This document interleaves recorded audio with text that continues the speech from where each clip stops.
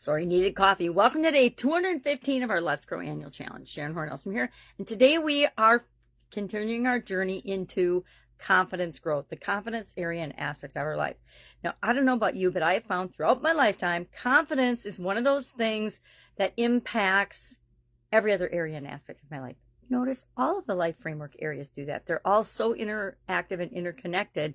It's sometimes hard to separate out one thing from another. And that's why today's exercise is one of my favorites.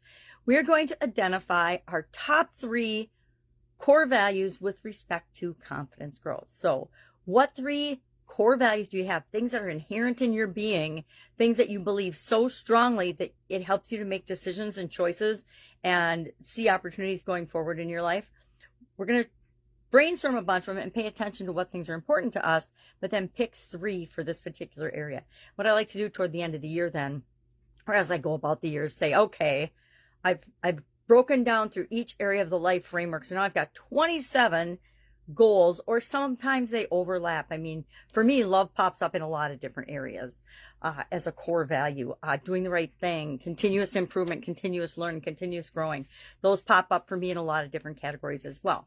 So today we've got Tim's story in Guide to the Let's Grow Annual Challenge private Facebook group page and a write-up about this. So you can go there if you want more information.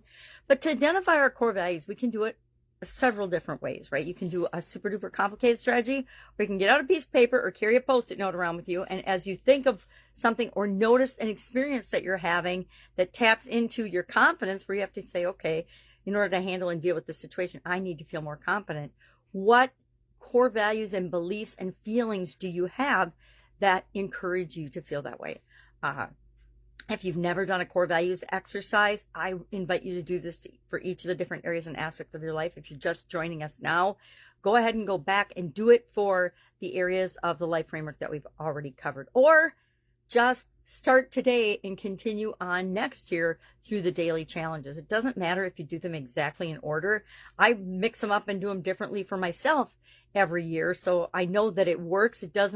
We don't get any better results by doing certain things first. We think that we will, but that's usually false beliefs or beliefs that we've had from past experiences. And sometimes it just doesn't matter. The only time we can have an impact on our lives or anybody else's is actually right now. We only can act in the present moment. So I think Tim, I'm going to get my magnifying glass. I did look up what Tim's were. His were integrity, perseverance, and empathy. Integrity, perseverance, and empathy. I would say mine are trust, truth, honesty, integrity, stick to it, never give up, never quit, perseverance, and empathy, treat people the way you want to be treated. Do unto others as you would have them do unto you. Old Catholic upbringing, right? And plus it's the right thing to do, right? I've been sharing a lot about strategies in our Supersize Your Business group, and the things that come up for me over and over and over again that can be boiled down into 3 principles are usually do the right thing, do the next right thing, according to Anna in Frozen 2. Do what's right, right? Do what is right in the situation. Treat people the way you want to be treated. Golden rule, think we learned it in kindergarten. Whether we accepted that lesson and continued using it throughout our life is another story, but we learned it. And make the world a better place. Leave people, places, and things better than you left them. I'm going to thank Girl Scouts for that one. I spent lots and lots of years in Girl Scouts, being a Girl Scout as well as a Girl Scout leader. And so some mottos, some things stick with us throughout our lifetime. I say keep the good ones that empower us and make our lives better, make the world a better place.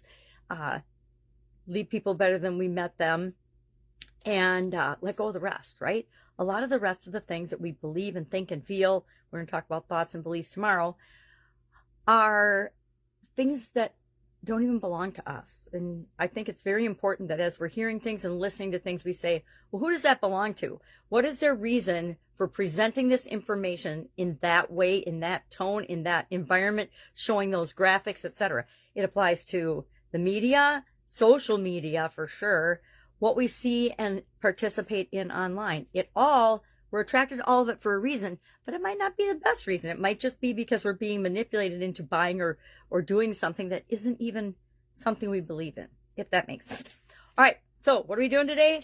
3 confidence core values. What are your 3 confidence core values? I haven't picked mine yet, but I will write them down in my little notebook and see you here tomorrow. Have an awesome day. Questions? Ask.